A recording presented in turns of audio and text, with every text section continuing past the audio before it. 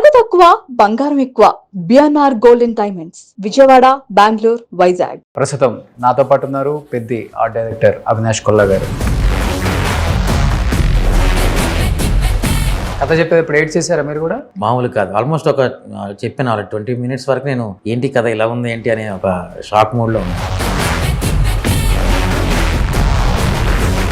But what was your first reaction అలా గద పట్టుకొని సెట్ లో చూసినప్పుడు? ఆ రోజు అసలు మాకు మాటలు లేవు. ఓవరాల్ గా అయితే హనుమాన్ చూసినట్టే ఉంది. Yes, absolutely. చరణ్ షేర్ చేసుకున్నారండి మీతో, వాళ్ళ ఇంట్లో దేవుడి గదిలో హనుమాన్ మీద సన్ రైజ్ అంటే ఎస్పెషల్లీ అదే రోజు వచ్చి అవి పడతాయి అంట, లేకపోతే రెగ్యులర్ గా వచ్చి పడుతుందంట? రేస్ అయితే పడతాయని తెలుసు. ఎంత పెద్ద సెట్లు వేశారు, ఎన్ని సెట్లు వేశారు? ఆల్మోస్ట్ నేను సెట్లకే 100 కోట్లు అయిందని విన్నాను. అలా నంబర్ డిఫైన్ చేయలేం కానీ 100 కోట్లు. సో ఇవి గంటలు ఇట్లా ఇవన్నీ అతనికి బ్యాక్గ్రౌండ్ ఒకటి ఉంటుందండి, ఆ హీరో క్యారెక్టర్కి. ఆ బ్యాక్గ్రౌండ్ బేస్డ్ మీద వచ్చే డీటెయిల్స్ ఇవన్నీ. నా లైఫ్లో నేను 10 ఏళ్ళ నా కెరియర్లో నేను నరేషన్లోనే షాక్ అయిన కదా పెద్ది.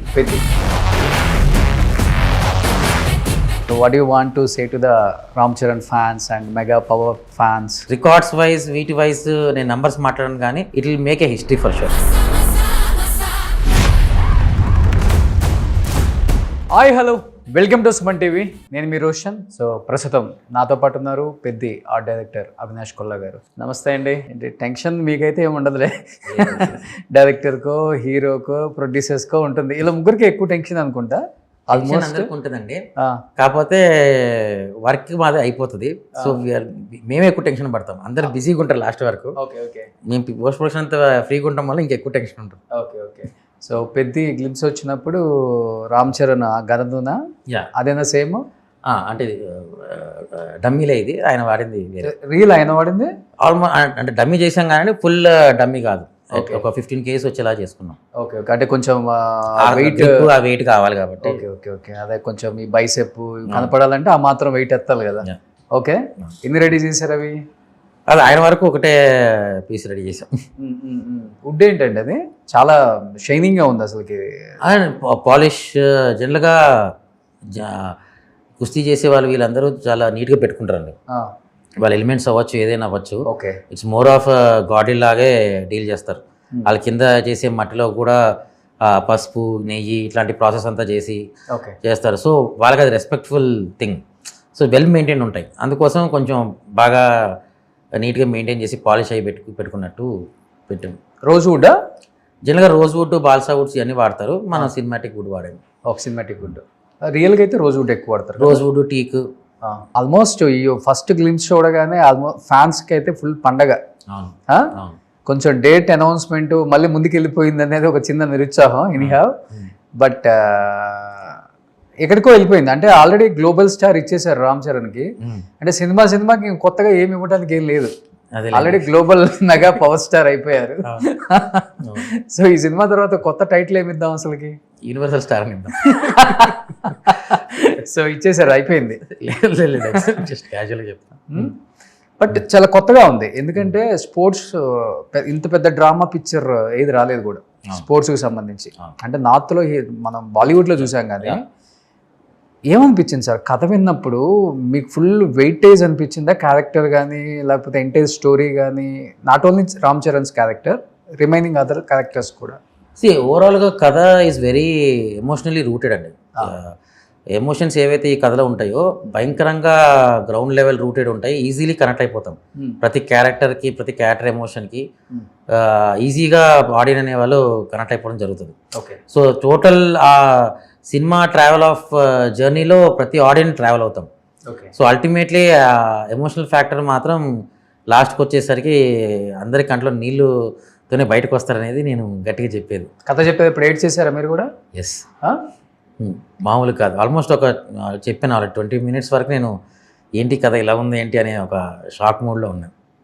స్పోర్ట్స్ డ్రామాలో అంత ఎమోషనల్ ఏముంటుంది సార్? ఎలిమెంట్ జర్నీ అండి, it's all about journey. Sports ఏముందంటే అదే 6, అదే 4, అదే గెలుపు, అదే కుస్తీ. But what is the difference is the emotion. లగానికి ఒక ఎమోషన్, అలాగే దీనికి ఒక ఎమోషన్, ప్రతి దానికి ఒక ఎమోషన్ ఉంటుంది కదా. So emotion is something which will be a different experience. కానీ ఇప్పుడు బుచ్చిబాబు రామ్ చరణ్తో సినిమా చేస్తున్నారని అనౌన్స్మెంట్ వచ్చిన తర్వాత అంత ఊపైతే రాలా. టు బి ఫ్రాంక్ మాట్లాడుకోవాలి కదా కొన్ని. ఉప్పెన తీశారు, ఉప్పెన తర్వాత ఒక 4 years గ్యాప్, మధ్యలో ఒక 2-3 పిక్చర్స్ ది బెస్ట్ చేశారనుకోవడానికి కూడా లేవు, ఓన్లీ ఉప్పెన. అది కూడా అతను కూడా డెబ్యూ ఫిలిం. చూస్తే ఒక్కసారిగా పెద్ది. మీకు కూడా కొంచెం అనిపించుంటుంది అదేంటి రామ్ చరణ్ గారు ఇప్పుడు గ్లోబల్ స్టార్, పెద్ది, బుచ్చిబాబు, రిస్కా, అవసరమా, ఎందుకని అది కొంచెం కథ వెనక ముందు అనిపించుంటుంది కదా. చిచ్చి అసలు అలాంటిది ఏం లేదండి. ఏమండి, నోబడీ ఈజ్ చిన్నగా చూడాల్సిన అవసరం లేదు. బికాజ్ నేను చాలామంది ఫస్ట్ టైమర్స్తో వర్క్ చేశాను, చాలామంది దీంతో వర్క్ చేశాను. ఇప్పుడు ఫస్ట్ ఆఫ్ ఆల్ నేను జడ్జిమెంట్ కాదు కదా, నేను బుచ్చి కథ చెప్తే ఈ కథ బాగుందా లేదా నేను ఇంకోళ్ళు చెప్పే స్టేజ్ కాదు. హీరో గారు ఓకే చేసిన కథని నేను విన్నాను. ఓకే, అంటే హీ హ్యాజ్ అండర్స్టాండింగ్. నో ఇప్పుడు ఈ కథ మనం ఓకే చేసాము అంటే ఆయనకి ఏదో 100 ఫ్యాక్టర్లు కనిపించుంటే ఓకే చేసి ఉంటారుగా.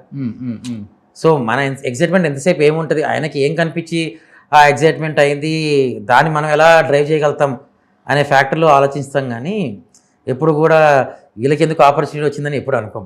మేబీ చరణ్ అడుగుంటారు అందరూ, జూనియర్ ఎన్టీఆర్ కానీ మిగతా వాళ్ళు అడుగుండొచ్చు, ఏంటి అంత ఎలిమెంట్ ఏంటి నీకు నచ్చిన ఎలిమెంట్ ఆ సినిమా యాక్సెప్ట్ చేయడానికి, ఫస్ట్ మూవీ డైరెక్టర్ కదా. కదిన్న తర్వాత అసలు డిస్కషన్ ఉండదండి.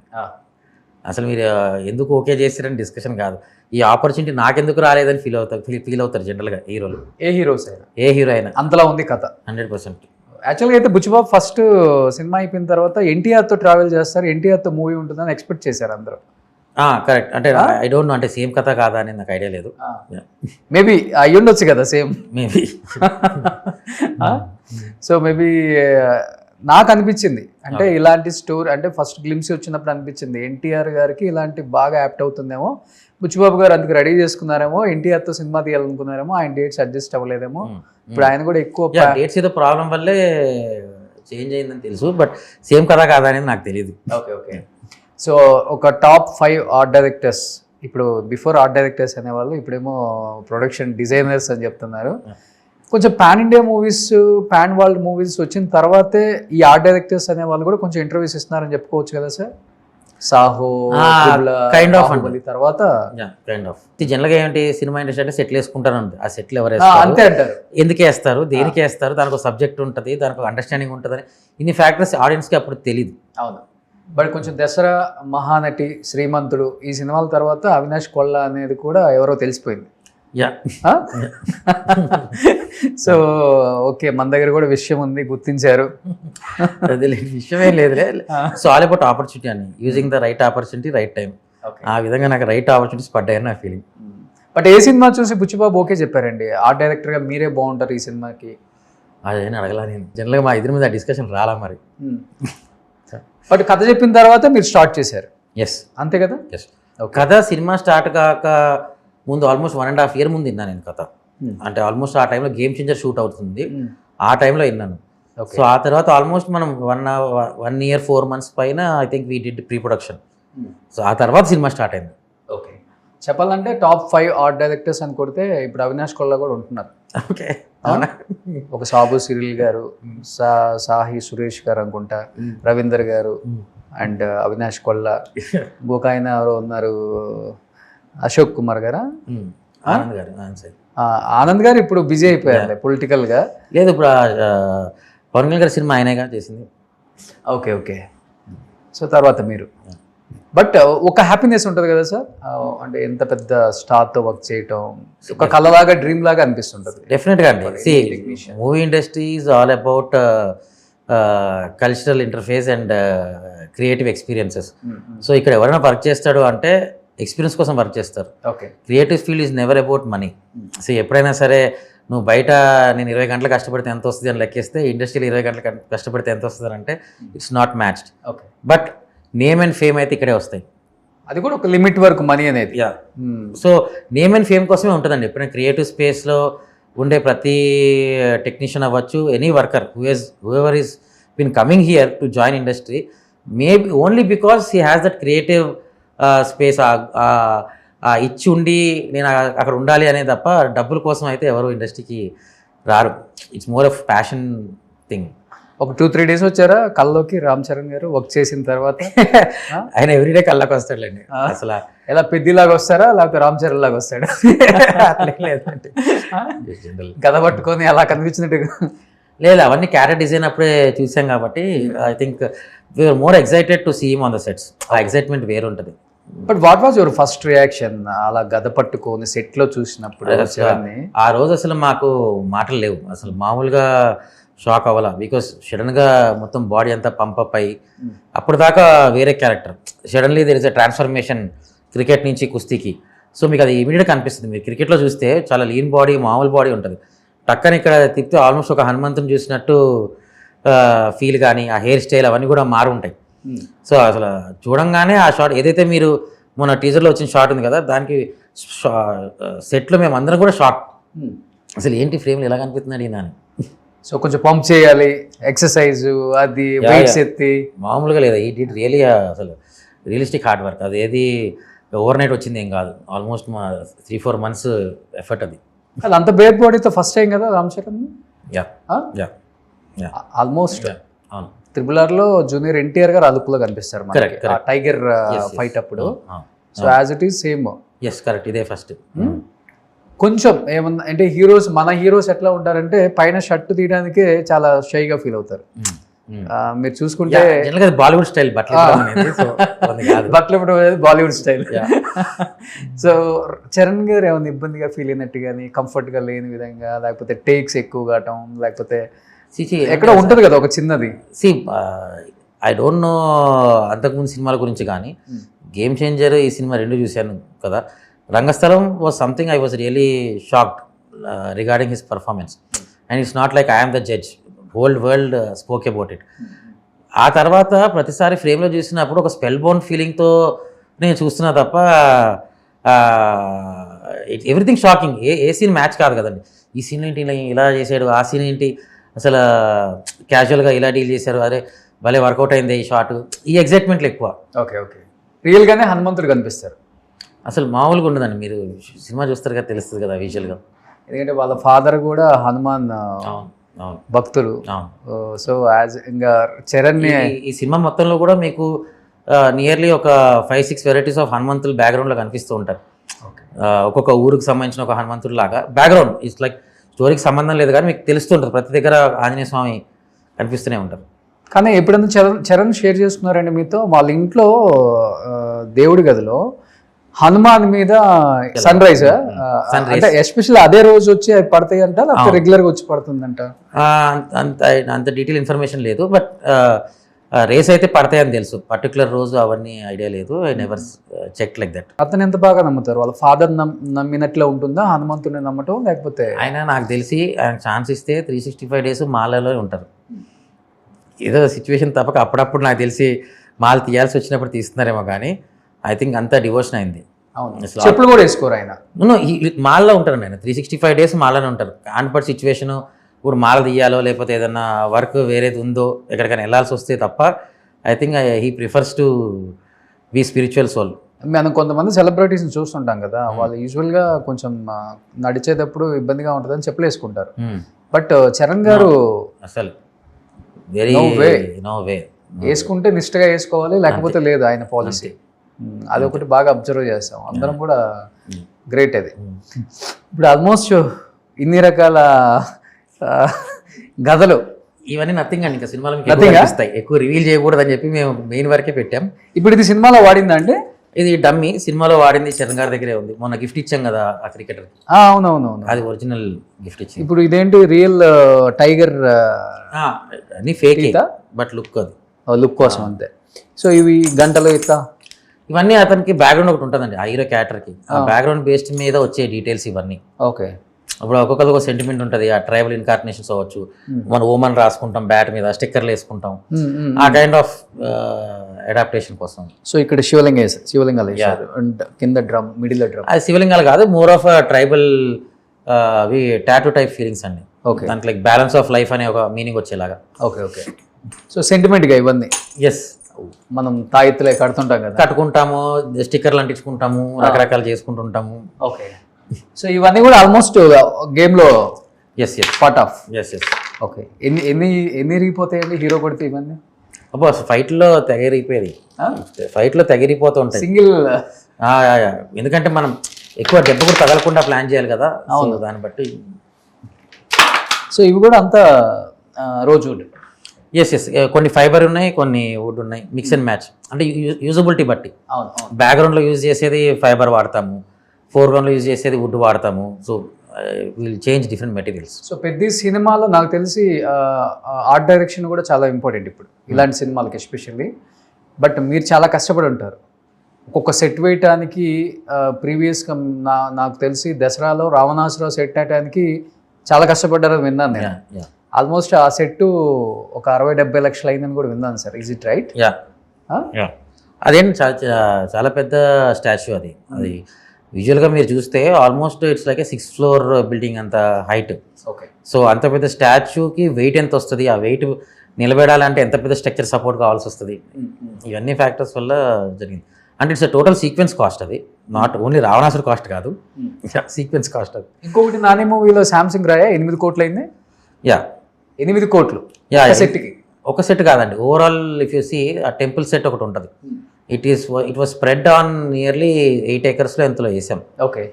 సో ఎడిటింగ్లో సినిమాలో ఆల్మోస్ట్ 50% ఆఫ్ సెట్ కూడా కనపడదు దాంట్లో. మీరు చూసేది only 50% of the set. Okay.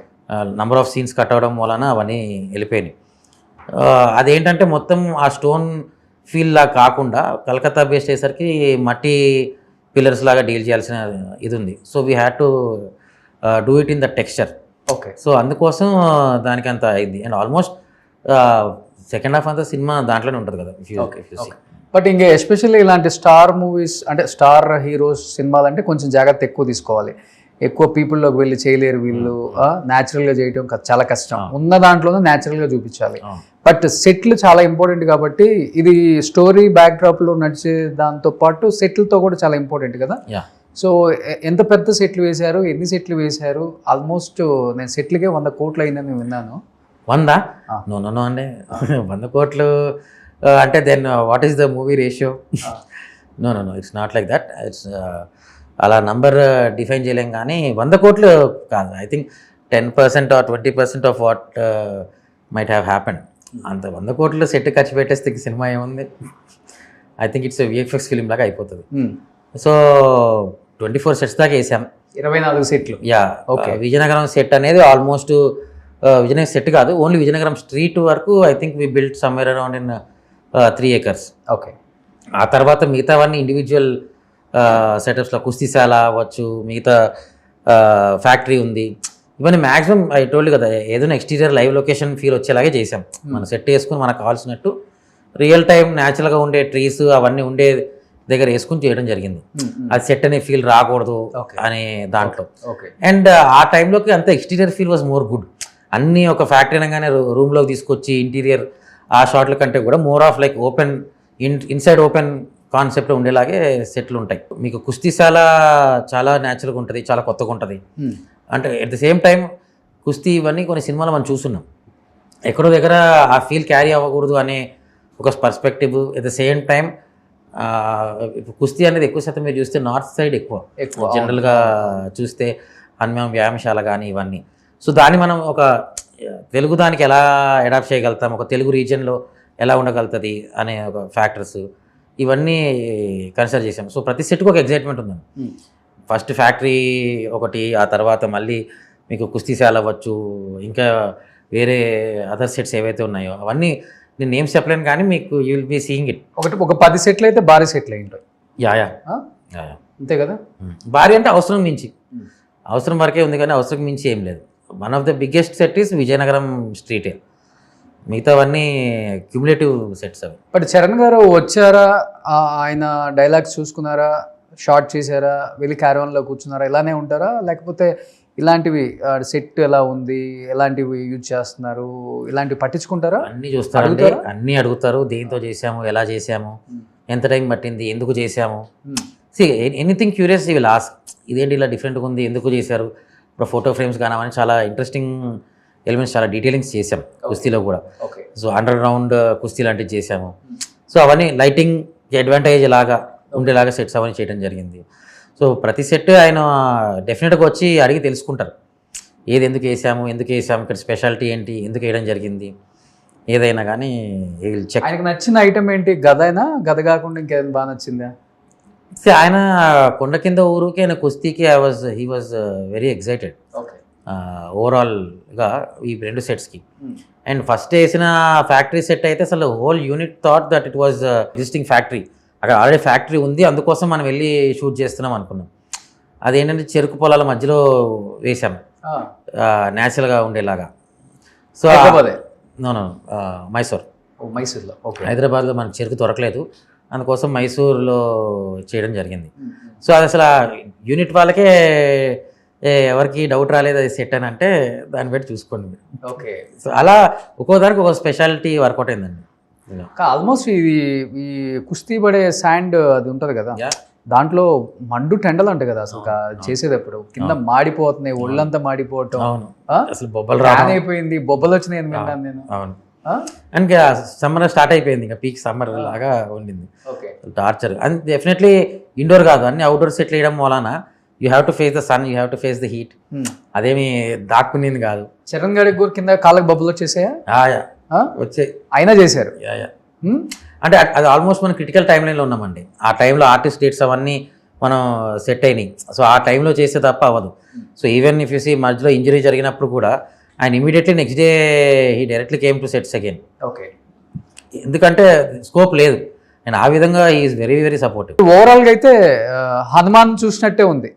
Yes absolutely, you will feel it. Ram Charan చూస్తున్నా ఆ ఫ్రేమింగ్ కానీ ఏదైనా కానీ మీకు నేను చెప్తున్నా, టీజర్ చూడండి, మీరు టీజర్ చూసిన తర్వాత మీకు తెలిసిపోద్ది సినిమా ఏంటని. ఓకే. సో ఆఫ్ స్క్రీన్ చాలా తక్కువ మనకు తెలుసు చరణ్ గారి గురించి, బట్ ఆన్ స్క్రీన్ తెలుసు. బట్ ఆఫ్ స్క్రీన్ కొంతమంది చెప్తుంటారు వాళ్ళ ఫాదరే అనుకుంటే వాళ్ళ ఫాదర్ని మించి మంచితనంలో 100కి 100 వేయచ్చు. 100 కాదు 10,000 వేసుకోండి, 10,000 వేసుకోవచ్చు. బాగా నచ్చిన క్వాలిటీస్ ఏంటి మీకు చరణ్ గారిలో? He will take care of every one అండి. ఆయన అసలు వీడు ఏం చేస్తున్నాడు, ఎందుకు చేస్తున్నాడు, ఏంటి, ఎనీ ప్రాబ్లం, ఎవరికి ఏ ప్రాబ్లం వచ్చినా సరే హీ విల్ ఎక్స్టెండ్ సపోర్ట్. మీరు చూస్తే ఎవరిని వచ్చినా ఎంకరేజ్ చేస్తారు ఆయన. ఎవరు వచ్చి ఏది ఓపెనింగ్ చేద్దామన్నా ఆయన సపోర్ట్ ఆయనకి ఇస్తాడు. ఎవరు ఎక్కడికి రమ్మన్నా చేస్తారు. హెల్త్ వైజ్ అవ్వచ్చు, మిగతా సపోర్ట్స్ అవ్వచ్చు, ఏది ఉన్నా ఆయన అప్రోచ్ అయితే ఆయన ఏ రోజు నువ్వని ఓకే చూద్దాంలే అనే పర్స్పెక్టివ్ చూడాల. Will make sure it is done. 10 సార్లు చెక్ చేస్తారు, అయిందా లేదా, జరిగిందా లేదా. ఆ విధంగా is down to earth, very humble and really caring person. నిజంగా ఆయనకు నచ్చితే మాత్రం మన గుండెలో పెట్టుకుని చూసుకుంటాడు. సో అవినాష్ కొల్లా బాగా నచ్చారా? Yeah definitely. కాదు, కొన్ని సినిమాలు ఏమో జాబ్ సాటిస్ఫాక్షన్ ఇస్తాయి, కొన్ని జాబ్ సాటిస్ఫాక్షన్ ఇస్తాయి. ఇప్పుడు పెద్ద బిఫోర్ వరకు మంచి సినిమాలు చేశారు కాబట్టి జాబ్ సాటిస్ఫాక్షన్ ఇచ్చిన మూవీ ఏది, జాబ్ 2 ఇచ్చింది ఏది? సే జనరల్గా ఎప్పుడైనా సరే అండి ఎక్కడో డిస్సాటిస్ఫాక్షన్ ఉంటుంది. ఓకే, మనం ఇంతవరకు చేసాము, ఇంతే ఇచ్చారు, మనం ఇంతవరకు చేసాము. So I don't think creative స్పేస్లో, అంటే especially coming to my this thing production designer wise, నువ్వు వర్క్ చేసిందని డబ్బులు వచ్చినాయా అంటే నేను ఒప్పుకున్నాను, డబ్బులు వచ్చినాయి. బికాజ్ నేను అంతకే ఒప్పుకున్నాను. నేను ఆ సినిమాలో నేనెంత అవుట్పుట్ ఇచ్చాను, నేనెంత న్యాయం చేశాను అనే దానికోసం నన్ను పెట్టుకుంటారు, కానీ డబ్బుల కోసం పెట్టుకోరు. And job satisfaction is never comparative to money అనేది నా personal feeling. Okay okay. So I don't calculate like that, డబ్బులు నాకు ఎంత వచ్చినాయా అనే దానికన్నా. అండ్ ఇండైరెక్ట్గా చెప్పాలంటే ఇప్పుడు ఈ సినిమా 3 ఏళ్ళు చేశాను, ఓకే, డెఫినెట్గా నాకు బెటర్గానే వచ్చి ఉంటుంది కదా, 3 years పని చేశాం కాబట్టి అలా. సో 3 years వేరే మూవీ ఏం యాక్సెప్ట్ చేయలేదు? చేసిన పెద్ద ఫిల్మ్స్ యాక్సెప్ట్ చేయము, ఓకే, చిన్నవి యాక్సెప్ట్ చేస్తాము, లేదా టైమ్ లైన్స్ ఇవి అయిపోద్ది కాబట్టి ఇంకోటి యాక్సెప్ట్ చేస్తాం. ఓకే, ఒకేసారి 2 big ఫిల్మ్స్ జనరల్గా యాక్సెప్ట్ చేయండి. ఓకే. లాస్ట్ 2-3 yearsలో మీకు బాగా పేరు తెచ్చిన మూవీ సార్? లాస్ట్ 2-3 yearsగా బాగా పేరు తెచ్చిన సినిమాలు అంటే దసరా ఉంది, దానికి ముందు మీకు శ్యామ్ సింగ్ రాయ్, దానికి ముందు జెర్సీ, మోస్ట్లీ నానిగారి సినిమాలు అవన్నీ. నానికి ఎక్కువ చేశారు కదా? అంటే నా ఫస్ట్ ఫిలిం కూడా నానిగారితోనే. సో ఆయన నాది జర్నీ కొంచెం సిమిలర్ జర్నీ ఫీల్ లాగా ఉంటుంది. ఓకే. సో ఫస్ట్ సినిమా అంటే నా ఫస్ట్ సినిమా as an art director Krishnagaadi Veeraprema కదా? ఓకే. సో అప్పటి నుంచి ఇంకా ఆయనతో కంటిన్యూగా? He is also gentleman. Okay. Chiranjeevi గారితో ఇప్పుడు చేస్తున్నా ఫస్ట్ టైం. ఏ సినిమా? బాబీ చిరంజీవి గారిది. ఓ బాబీ చిరంజీవి గారు. ఓ నెక్స్ట్ లెవెల్ ఉండబోద్ది అది కూడా. నేను ఆయన పని చేయడానికి ఎక్సైటెడ్ ఉన్నా ఫస్ట్. అంతేనా? సో ఆల్మోస్ట్ ఈ ఈ గ్యాలరీ అంతా చూసినప్పుడు చాలా న్యాచురల్గా ఉంది సార్. ఆయన కోడి రామ్మూర్తి నాయుడు గారు కానీ, బట్ ఆయన ఇంగ్లో ఉన్నప్పుడు ఆ ఫొటోస్ అంతా ఆయనే కదా అది. రకరకాలు ఉన్నారండి దాంట్లో. మనకి శివరాజ్ కుమార్ గారు ఉంటాయి, వాళ్ళ క్యారెక్టర్స్ ఉంటాయి, మిగతా క్యారెక్టర్స్ ఉంటాయి. అది స్టోరీ చూస్తే మీరు ఫాస్ట్ అని క్యాచ్ చేస్తారు. ప్రస్తుతానికి ఓకే. సో ఆల్మోస్ట్ మన యాక్టర్స్ ని చాలా మంది వాడారు అనుకుంటా వెనక టీమ్ కి. వాళ్ళందరూ ఆల్మోస్ట్ నిన్న మాట్లాడాను అందరితో, ఎండలో అల్లాడిపోయాం. బట్ అంటే సాటిస్ఫాక్షన్ తీసుకొచ్చాము ఫైట్లకి వాటికి. సో వాళ్ళే ఉన్నారు అంటే నోన్ ఫేసెస్ కాకుండా, మెయిన్ లీడ్స్ కాకుండా, whatever other people are there, అందరూ ఒరిజినల్ కుస్తీ ఫైటర్సే. ఓకే. ఆయన ట్రైనింగ్కి సపరేట్ ఒక మాస్టర్ ఉండేవారు. విక్కీ కౌశల్ వాళ్ళ ఫాదర్ దీనికి మొత్తం కుస్తీ అంతా ఆయన డిజైన్ చేశారు. ఓకే. దంగల్కి కూడా ఆయన చేశారు. అవును. బట్ ఫస్ట్ మూవ్ ఇప్పిన తర్వాత పెద్ది, ఇంత పెద్ద గ్లోబల్ స్టార్ని హ్యాండిల్ చేయగలిగారా బుచ్చిబాబు గారు? ఎందుకు చేయలేడండి, ఎందుకు చేయలేడు? He smart enough. ఏ డైరెక్టర్కైనా అతను కావాల్సింది తెచ్చుకోవాలనే ఎజెండాలోనే వర్క్ చేస్తారు. అండ్ మనోడు అట్లా కాంప్రమైజ్ అయ్యే ఇదేం కాదు. అతనికి కావాల్సింది ఆయన తెచ్చుకున్నాడు, అతనికి కావాల్సింది అతను తీసుకున్నాడు. సో సినిమాలో నో కాంప్రమైజ్ జాబ్ ఎవరి సైడ్ నుంచి అయినా కానీ, డైరెక్టర్ గారి సైడ్ నుంచి అయినా కానీ, ర్యాండీ గారి సైడ్ నుంచి కానీ, ప్రొడక్షన్ డిజైన్ సైడ్ నుంచి కానీ. అండ్ మ్యూజిక్ నేను మాట్లాడడం కూడా అనరుణ్ణి. రెహమాన్ గారి గురించి నేనేం చెప్పగలుగుతాను. So one of the best technicians ఉన్నారు ఈ సినిమాకి. అండ్ ఎవ్రీథింగ్ విల్ వర్క్, అదైతే షూర్. నేను విజువల్ ఎక్స్పీరియన్స్, ఎమోషనల్ ట్రావెల్ అన్నీ దొరుకుతాయి. ఫుల్ మీల్స్ అనిపించిందా ఇప్పుడు చిరంజీవి గారిది శ్రీదేవి గారి కాంబినేషన్ నెవర్ ఫర్గెట్? అట్లనే సేమ్ రామ్ చరణ్ అండ్ శ్రీదేవి గారి కూతురు జాహ్ని కనిపించినప్పుడు స్క్రీన్ మీద రియల్ గా ఏమనిపించింది మీకు? చాలా ఆనందంగా ఉంటుంది, నేత్రానందంగా ఉంటుంది. బికాస్ చాలా మందికి అది favourite on screen couple. So ఇక్కడ కూడా ఎక్కడో దగ్గర కనెక్ట్ అవుతాం కదా, బాడీ లాంగ్వేజ్ కానీ చరణ్ గారి దానికి, జాహ్నవికి. సో అది క్యూట్ సీన్స్ చాలా ఉంటాయి వాళ్ళ మధ్య, romantic cute scenes. So Hmm. Overall గా సినిమా అయితే బయటకు వచ్చేటప్పుడు పక్కా ఏడవాల్సిందే, ఎమోషన్ అవ్వాల్సిందే. గ్యారంటీ అండి. రామ్ చరణ్ అంతగా ఏడిపిస్తారు అనమాట. 100%. ఆల్మోస్ట్ రంగస్థలంతో ప్రూవ్ చేసుకున్నారు. అవును. ఇలా కూడా చేయగలడా చరణ్ అని చాలా మంది షాక్ అయిన సందర్భాలు చాలా ఉన్నాయి. దానికి మించి అయితే అవుతారు. దానికి మించి. ఎస్. సో దానికి మించి అయితే హిస్టరీలో నిలిచిపోద్ది సినిమా. 100% అండి. నా లైఫ్లో నేను 10 ఏళ్ళ నా కెరియర్లో నేను కథ ఇని షాక్ అయింది. మంచి మంచి సినిమాలు నేను చేశాను.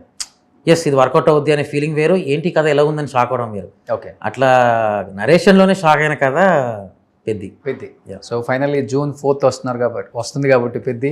So what you want to say to the Ram Charan fans and mega power fans? Full plate meals. టీజర్లోనే అది కనిపిస్తుంది. Teaser is very soon 18th release ఉంది. ఆ తర్వాత సినిమా ఎక్స్పెక్టేషన్స్ అసలు never before never after. Records wise, వీటి వైజ్ నేను నంబర్స్ మాట్లాడను కానీ it will make a history for sure. 2000 కోట్ల కలెక్షన్స్ అవన్నీ నేను మాట్లాడను కానీ నేను చెప్తున్నా, అంటే నాకు ఐడియా లేదండి హౌ ఫైనాన్షియల్. మరి మీరు యూనివర్సల్ స్టార్ అవుతారు అన్నారు కాబట్టి 2000 మినిమం రావాలి కదా. అది మీరు ఎట్లైనా డిఫైన్ చేసుకోండి. సూపర్. ఎనీహౌ మీరు అన్నట్లుగానే జాబ్ సాటిస్ఫాక్షన్ కాదు, జాబ్ సాటిస్ఫాక్షన్ సినిమా తీశారు కాబట్టి సినిమా సూపర్ డూపర్ హిట్ అవుతుందని అందరూ ఎక్స్పెక్ట్ చేస్తున్నారు. అదే అవ్వాలని మనస్ఫూర్తిగా కోరుకుంటున్నాను. థ్యాంక్ యూ సో మచ్ అండి. Thank you. సుమన్ టీవీలో మీ పర్సనల్ అండ్ బిజినెస్ ప్రమోషన్స్ కోసం కింది నెంబర్కి కాంటాక్ట్ చేయండి.